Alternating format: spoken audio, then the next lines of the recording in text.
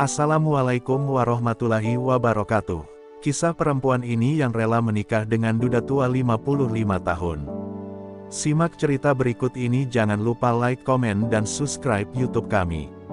Langit Magelang sore itu mendung. Angin lembut meniup sawah yang menguning, seolah ikut menyampaikan bisikan takdir yang tak bisa dihindari. Di teras rumah sederhana, aku, Sekar, duduk dengan lutut merapat dan mata menunduk. Di hadapanku duduk seorang pria berkemeja batik halus, rambutnya sudah penuh uban, namun wajahnya menyiratkan ketegasan dan wibawa. Dialah Pak Wiryo, 55 tahun, pengusaha sukses dari Yogyakarta yang datang bukan sekadar bersilaturahmi, melainkan membawa lamaran untukku. Suara detak jantungku lebih kencang dari suara kentongan masjid sore itu. Ibuku duduk di sampingku sambil menggenggam tanganku erat-erat. Tangannya gemetar. Aku tahu hatinya bertarung antara bangga dan iba. Anakku diminta menikah oleh lelaki terpandang, katanya dengan suara bergetar. Tapi Sekar masih muda, baru 23 tahun, ucapnya lirih, seperti memohon pada waktu agar bisa diputar ulang. Ayah hanya diam, matanya menerawang ke sawah, lalu menatapku lama. Dalam sorot matanya, aku tahu ada satu permohonan yang tak terucap. Tolong bantu keluarga ini, Sekar. Aku tidak menjawab saat ditanya pendapatku. Bibirku keluh. Dalam hati, badai berkecamuk. Aku belum pernah mencintai siapapun, belum pernah dipeluk seorang pria. Tapi hidup mengajarkanku tentang menerima dan berkorban. Aku menunduk lebih dalam, lalu mengangguk pelan, setetes air mata jatuh tanpa izin. Suara ibu langsung pecah menjadi tangis, dan Pak Wiryo hanya menatapku lama, seolah membaca sesuatu dari dalam jiwaku. Terima kasih, Sekar, katanya pelan. Aku akan menjagamu. Keesokan harinya, seluruh kampung membicarakan pernikahanku. Ada yang mengucap selamat, ada pula yang bergumam sinis. Kasihan, masih muda udah jadi istri simbah-simbah, begitu bisik tetangga. Tapi aku hanya diam, aku tidak ingin menjelaskan apapun. Aku hanya ingin semuanya segera berlalu. Setiap malam, aku menangis dalam diam. Bukan karena takut pada Pak Wiryo, tapi takut pada kehidupan yang belum pernah kubayangkan, menjadi istri dari pria yang usianya lebih tua dari ayahku sendiri. Hari pernikahan pun tiba. Aku duduk bersimpuh di pelaminan dengan kebaya putih, wajah dibalut riasan tipis. Hatiku terasa kosong, seperti wayang yang sedang dimainkan. Saat ijab kabul diucapkan, semua orang bertepuk tangan. Tapi hatiku tak bersuara. Aku hanya menunduk, menahan perih di dada yang tak bisa kutunjukkan. Di balik senyum palsu yang kubagikan pada tamu, hatiku menangis sejadi-jadinya. Malam pun datang. Aku duduk sendiri di kamar yang dingin, beraroma bunga melati dan dupa. Tubuhku gemetar, tak tahu apa yang akan terjadi. Aku sudah menyiapkan diriku lahir batin. Aku pikir, malam pertama akan menjadi malam yang paling menakutkan dalam hidupku. Tapi aku salah, karena yang terjadi setelah itu, bukan seperti yang kutakutkan. Justru jauh lebih mengejutkan. Pintu kamar itu terbuka perlahan. Suara langkah kaki Pak Wiryo terdengar pelan, penuh kehati-hatian. Aku menunduk, tubuhku kaku duduk di tepi ranjang. Dalam hatiku, jutaan bayangan mengerikan melintas. Apakah dia akan tergesa-gesa? Apakah dia akan memperlakukanku seperti perempuan yang dibelinya? Tapi ketika aku menoleh, aku melihat sesuatu yang tak pernah kusangka. Ia membawa secangkir susu hangat dan sehelai selimut tipis. Tatapan matanya bukan penuh nafsu, melainkan seperti seorang ayah yang menenangkan anaknya yang gelisah. Tanpa berkata banyak, ia duduk di kursi rotan dekat ranjang. Ia memandangku sejenak, lalu menarik napas panjang. Sekar, katanya pelan, kau pasti takut. Aku mengerti. Suaranya dalam, tapi tidak menekan. Aku bukan pria sempurna, dan usiaku mungkin jauh darimu. Tapi, malam ini, aku tidak ingin mengambil apapun darimu. Aku hanya ingin kau tahu, kau aman bersamaku.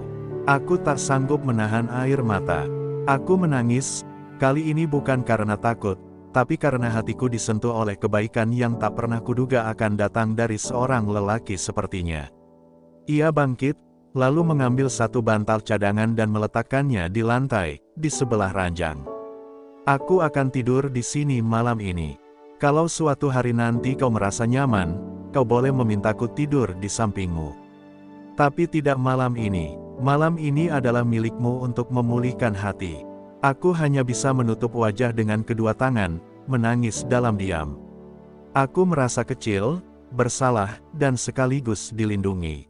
Dunia terasa begitu luas, dan aku baru sadar, mungkin inilah cara Tuhan menunjukkan cintanya dalam bentuk yang tak biasa. Sepanjang malam, aku tak bisa tidur. Aku mendengar suara napasnya yang tenang dari bawah. Tidak ada gerak mencurigakan, tidak ada ketegangan. Hanya suara jangkrik, dan detak jantungku yang perlahan mulai tenang. Dalam gelap, aku memandangi langit-langit kamar yang tinggi, dan untuk pertama kalinya aku berpikir, mungkin, hidupku tak seburuk yang kupikirkan. Mungkin, Pak Wiryo bukan sekadar suami karena takdir. Mungkin, dia adalah pelindung yang Tuhan pilihkan untukku. Dan malam itu, di antara aroma dupa dan embusan angin lembut dari celah jendela, aku menyadari satu hal, keikhlasanku bukan sia-sia. Karena ternyata, di balik usia dan bayang-bayang masa lalu, ada hati yang begitu dalam menyayangiku tanpa syarat. Pagi menjelang dengan cahaya lembut menembus jendela berlapis tirai putih. Aku bangun lebih dulu dari biasanya, entah karena tidur yang tak benar-benar lelap atau karena hatiku yang masih belum selesai berdialog dengan malam. Kulihat Pak Wiryo masih tertidur di lantai beralaskan tikar tipis. Ada selimut setengah menutupi tubuhnya, dan raut wajahnya tampak damai, tanpa beban. Dalam diam aku mengamatinya, aku tak tahu bagaimana caranya, tapi hatiku mulai berubah. Rasa takut mulai pudar, digantikan oleh rasa iba dan, entah apa namanya, mungkin simpati. Namun perubahan itu tak bertahan lama. Siang harinya, saat aku turun ke ruang makan, aku mendengar bisik-bisik dari para pembantu rumah tangga. Itu dia istrinya yang baru, kasihan, pasti cuma dijadikan pajangan, kata seorang wanita parubaya. Atau jangan-jangan cuma dinikahi biar bisa punya anak lagi, meskipun istrinya dulu sudah meninggal 2 tahun lalu. Suaranya cukup jelas untuk membuat kakiku gemetar. Aku berjalan mundur, kembali ke kamar sebelum air mataku jatuh di tempat yang salah. Dunia luar mulai menghakimi sebelum aku sempat mengenal rumah ini lebih dalam. Malam itu, untuk pertama kalinya aku menatap Pak Wiryo dengan pertanyaan di dalam hati. Apakah semua ini tulus? Ingin rasanya aku bertanya langsung, tapi lidahku keluh. Ia menatapku lembut saat menyodorkan teh, tapi hatiku kini tak selembut sebelumnya. Aku merasa kecil di rumah yang begitu besar, rumah yang penuh sejarah yang bukan milikku. Dan Pak Wiryo, meskipun baik, tetaplah pria asing yang masa lalunya tak kutahu. Aku mulai merasa seperti tamu dalam hidupnya, bukan istri yang seutuhnya diterima.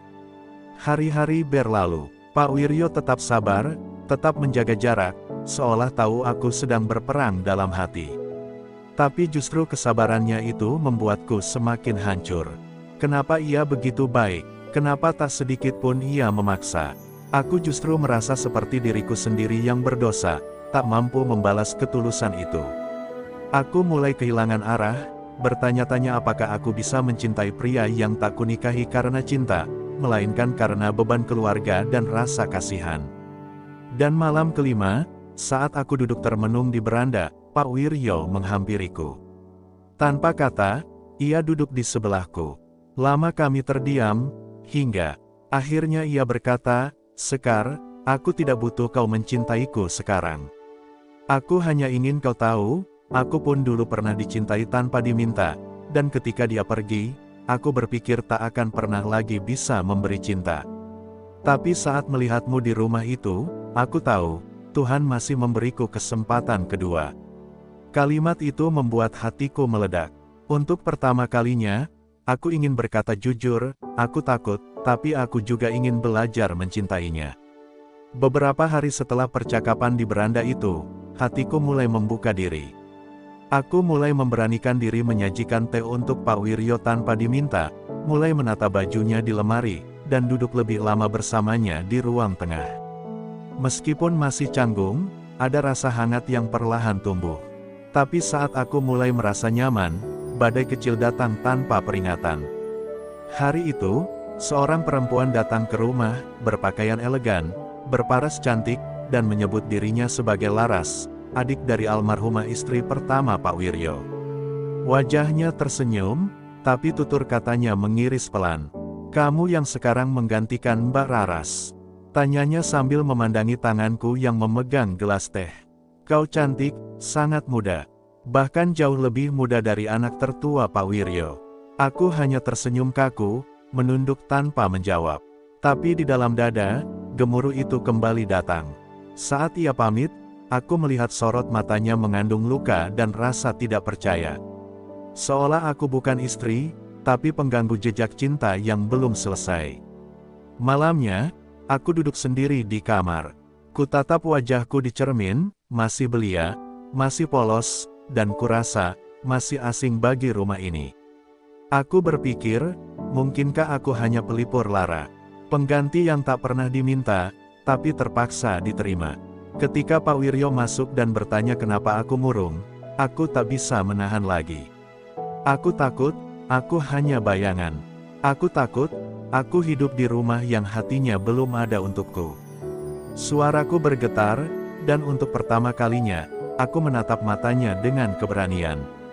Pak Wiryo duduk di sampingku. Ia menarik napas panjang, lalu berkata pelan, "Sekar, aku mencintai istriku dulu dengan seluruh jiwaku. Ketika dia pergi, jiwaku ikut terkubur bersama jasadnya. Tapi saat aku bertemu denganmu, aku tak ingin mencari pengganti. Aku hanya ingin belajar hidup lagi.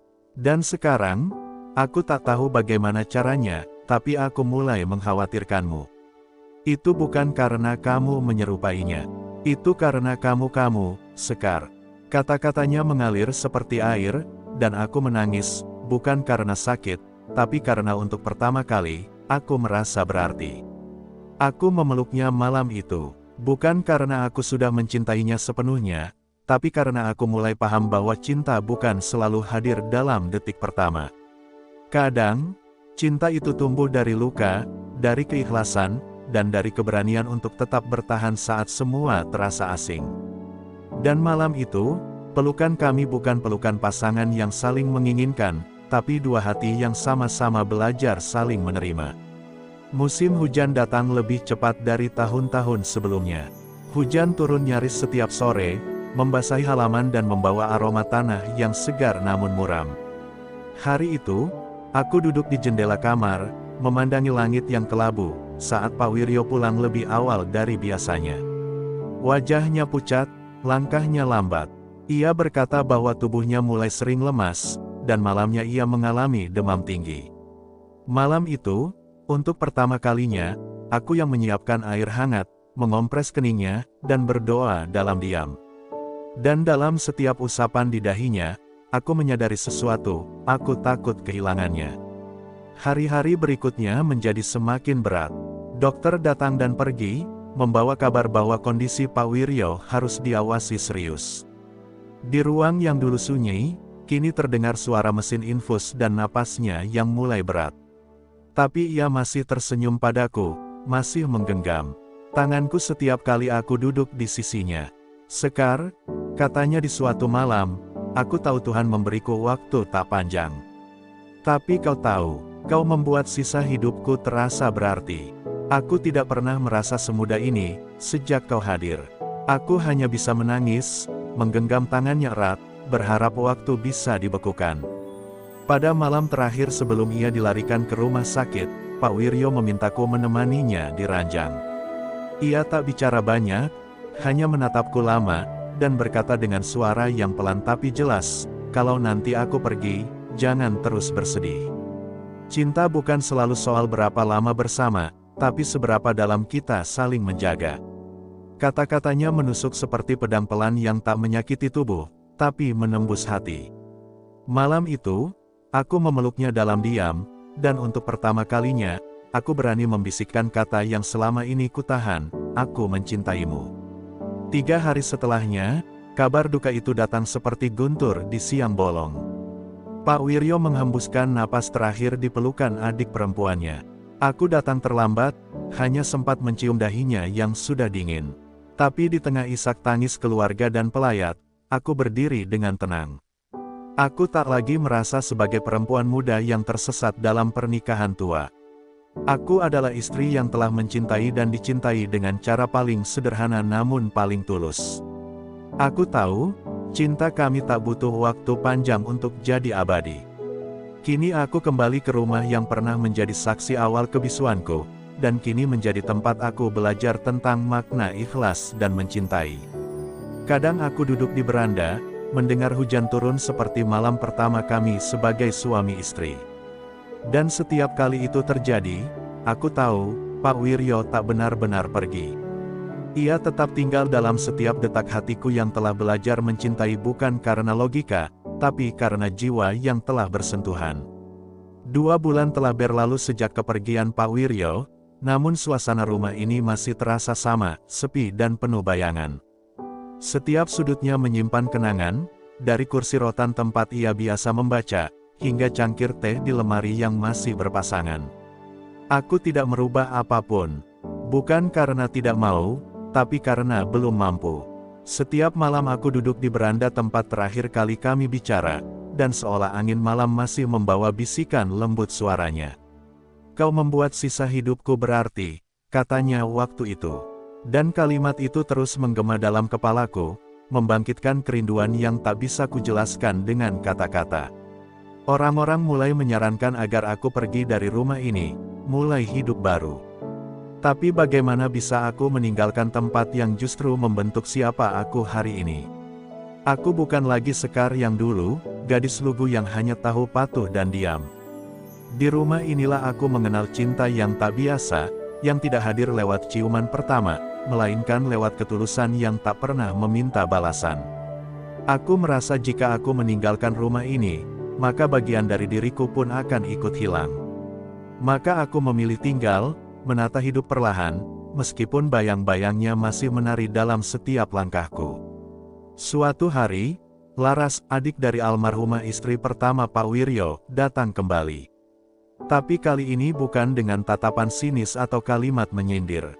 Ia duduk di hadapanku dengan mata yang memerah. Maafkan aku, Sekar, aku dulu salah menilaimu. Aku kira kamu hanya gadis muda yang datang untuk menggantikan kakakku. Tapi ternyata, kamu justru menyembuhkan luka yang bahkan keluarga kami tak bisa pulihkan. Aku menatapnya lama, lalu menggenggam tangannya. Untuk pertama kalinya, aku merasa diakui bukan sebagai istri muda, tapi sebagai seseorang yang benar-benar dicintai. Sejak saat itu, aku mulai membuka lembaran baru. Aku meneruskan usaha kecil peninggalan suamiku, membuka toko jamu dan rempah-rempah Jawa seperti yang dulu pernah kami rencanakan bersama. Meski tiap pagi terasa hampa tanpa senyumnya, aku tahu, aku sedang melanjutkan apa yang ia mulai. Aku tidak lagi menangisi kepergiannya setiap malam, tapi merindukannya dengan cara yang lebih damai, lewat doa, lewat senyum, lewat kerja keras yang ia ajarkan. Hidupku memang tidak kembali seperti semula, tapi aku menemukan kekuatan dalam kehilangan.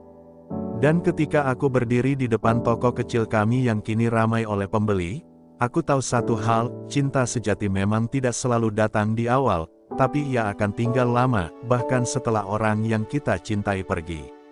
Aku bukan janda tua yang ditinggal, aku adalah perempuan Jawa yang pernah dicintai dengan segenap hati, dan kini berdiri dengan kekuatan dari cinta itu sendiri.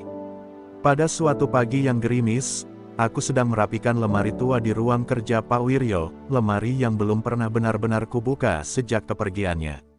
Saat ku tarik laci paling bawah, kutemukan sebuah kotak kayu kecil dengan ukiran nama kami, Sekar dan Wiryo. Tanganku gemetar saat membukanya, dan di dalamnya terdapat setumpuk surat, semuanya tertulis tangan dengan tinta biru, dan setiap surat dimulai dengan sapaan lembut, untuk Sekarku kelak jika aku tak bisa lagi menjagamu dengan tangan. Air mataku langsung tumpah. Ternyata ia menulis ini diam-diam, mempersiapkan perpisahan dengan kelembutan yang tak pernah kusangka. Kubaca satu demi satu. Di dalam surat-surat itu, ia menceritakan ketakutannya, takut tidak sempat membahagiakanku, takut aku tidak akan menemukan cinta setelah ia pergi, dan permintaan terakhirnya, agar aku tidak menutup pintu hati jika suatu hari seseorang datang, bukan untuk menggantikan dirinya, tapi untuk menyembuhkan luka yang ia tinggalkan. Aku tak ingin hidupmu terhenti di pusara cintaku, tulisnya. Aku ingin kau tumbuh, meski bukan di bawah bayanganku lagi. Surat itu begitu dalam, menamparkan jiwaku yang selama ini diam-diam masih menggenggam masa lalu terlalu erat. Beberapa hari kemudian, datanglah seorang tamu yang tidak kuperkirakan. Namanya Raka, pria Parubaya yang mengaku sebagai sahabat lama Pak Wiryo, yang pernah sama-sama membangun panti baca di pelosok desa. Sebelum beliau meninggal, ia pernah menitipkan satu pesan ke saya, katanya pelan. Jika suatu hari kamu kesepian, datanglah ke rumahnya. Temani Sekar, dan lihat apakah dia masih bisa tersenyum. Suaranya tidak memaksa, bahkan sangat hati-hati. Tapi saat aku menatap matanya, aku melihat kehangatan yang sama, bukan ingin memiliki, tapi ingin merawat. Hari-hari setelahnya, Raka sering datang. Bukan untuk mendekatiku, tapi untuk membantu merapikan arsip-arsip usaha jamu, membawakan buku-buku lama yang dulu ingin Pak Wiryo baca bersama. Ia tidak pernah bicara soal cinta, tapi ia menghadirkan kedamaian. Dan di antara sore yang mendung, secangkir teh, dan tawa kecil yang pelan-pelan kembali muncul dari bibirku, aku menyadari satu hal, mungkin Tuhan benar-benar tidak menciptakan pertemuan untuk mengganti, tapi untuk menyambung cerita yang belum selesai. Raka bukan bayangan dari masa lalu, ia seperti titipan terakhir dari cinta yang pernah pergi. Malam itu, sebelum tidur, aku membuka surat terakhir dari Pak Wiryo. Di akhir tulisan, ada doa yang membuat hatiku runtuh, jika ada seseorang yang bisa membawamu tertawa lagi setelah aku tiada, jangan tolak dia, Sekar. Karena bahagiaku tidak berhenti di dunia ini. Bahagiaku adalah melihatmu kuat, utuh, dan mencinta lagi, meski bukan aku. Aku menangis sejadi-jadinya, bukan karena kehilangan, tapi karena rasa syukur, aku pernah dicintai dengan ketulusan, dan kini diberi kesempatan untuk mencintai lagi, dengan cara yang baru. Hari-hari bersama Raka terasa tenang, tanpa beban, tanpa tuntutan. Tapi justru dalam ketenangan itulah hatiku mulai gelisah. Rasa bersalah sering muncul diam-diam. Apakah aku mengkhianati cinta Pak Wiryo jika aku mulai membuka hati untuk pria lain? Apakah senyumku hari ini adalah bentuk kelupaan, bukan penghormatan? Aku mencoba mencari jawaban dalam doa, dalam sunyi malam, bahkan dalam bunga-bunga melati yang masih kupetik dan kutaruh di meja ruang tamu seperti dulu saat Pak Wiryo masih ada. Tapi semua tetap sunyi, tak ada yang menjawab, kecuali suara hatiku sendiri yang mulai ragu. Sekar, apa kamu benar-benar siap? Raka sendiri tak pernah memaksa. Ia datang dan pergi seperti angin sore, tak pernah menyentuh, hanya mendekat. Tapi caranya menatapku, tenang, sabar, dan tulus membuatku takut. Takut bahwa aku bisa jatuh cinta lagi. Takut bahwa aku mulai menunggu langkah kakinya di depan pintu. Suatu sore, saat ia mengantarku pulang dari pasar, ia berhenti di depan pagar dan menatapku agak lama. Sekar, katanya pelan, aku tahu posisiku tak mudah. Tapi jika suatu hari kau siap, aku ingin jadi bagian dari cerita barumu, bukan sebagai pengganti, tapi sebagai penyambung. Kalimat itu membuat dadaku sesak. Aku hanya tersenyum, lalu cepat-cepat masuk, sebelum air mataku jatuh di hadapannya. Malam itu, aku kembali membuka kotak surat warisan Pak Wiryo. Tapi kali ini, bukan untuk mencari jawaban. Aku hanya ingin merasa dekat dengannya. Tapi saat kulihat surat terakhir yang kusimpan di bawah lapisan kain batik, aku baru sadar ada satu amplop kecil yang belum pernah kubuka. Tulisannya berbeda, lebih ringkas. Untuk Sekar, jika kau mulai mencintai lagi. Jantungku berdebar saat membacanya. Di dalamnya hanya satu kalimat pendek, cinta bukan soal mengganti. Cinta adalah keberanian untuk hidup sepenuhnya, meski kehilangan pernah mematahkanmu. Aku menangis sejadi-jadinya, bukan karena sedih, tapi karena kalimat itu terasa seperti izin. Seperti restu dari langit yang akhirnya turun lewat goresan tangan yang tak akan pernah menulis lagi. Dan di tengah isak tangis itu, aku mengucapkan terima kasih, bukan hanya pada Pak Wiryo, tapi juga pada diriku sendiri, yang akhirnya berani menerima bahwa hidup terus berjalan. Bahwa cinta bisa tumbuh kembali, meski akarnya berasal dari luka. Keesokan paginya, aku menyeduh 2 cangkir teh. Satu untukku, dan satu lagi, untuk tamu yang kutunggu sore nanti. Bukan karena aku sudah melupakan, tapi karena aku sudah mengikhlaskan.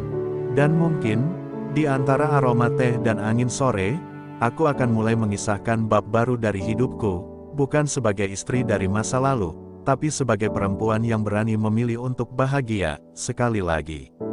Waktu terus berlalu, dan pelan-pelan aku mulai tersenyum tanpa merasa bersalah. Aku mulai membuka jendela kamar yang dulu selalu tertutup, membiarkan sinar pagi menyentuh wajahku, seolah menyapa jiwa yang sudah lama membeku.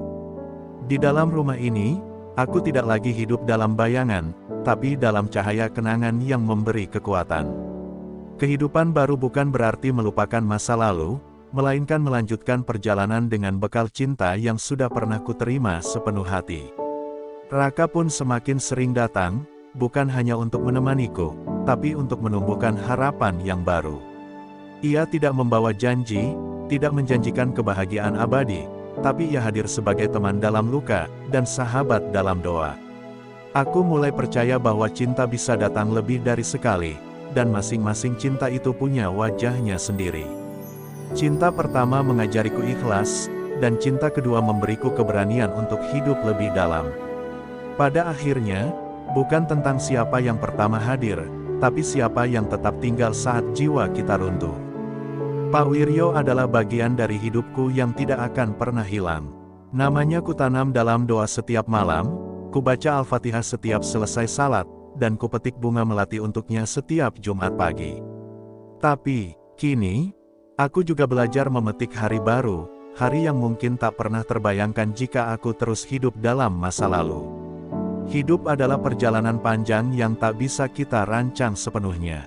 Terkadang kita dipertemukan dengan luka, tapi di balik luka, ada pelajaran.